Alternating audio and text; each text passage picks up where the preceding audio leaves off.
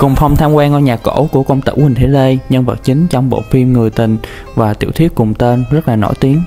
Nhìn từ bên ngoài thì ngôi nhà sẽ mang vóc dáng của biệt thự kiểu Pháp, nhưng mà khi vào bên trong thì nó sẽ là ngôi nhà ba gian của miền Tây Nam Bộ. Ngay khi vừa bước vào, mình sẽ thấy bàn thờ quan công đặt ngay giữa nhà, và đặc biệt là phần nền nhà sẽ được xây chũng xuống, có nghĩa là để giữ tiền trong nhà, không có để bị tràn ra ngoài. Trước khi mà ông có vợ thì ông có một người tình là người Pháp, do là gia đình cấm cản. Thứ nhất là khác biệt về văn hóa, thứ hai là không có môn đăng hộ đối, nên là sau này bà người Pháp về nước và viết lên tiểu thuyết Người Tình.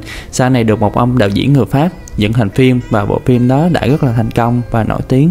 Hiện tại con cháu của ông Huỳnh Thị Lê vẫn còn sống và hiện tại đang định cư ở nước ngoài. Ngôi nhà đã được trao tặng lại cho mọi người tham quan.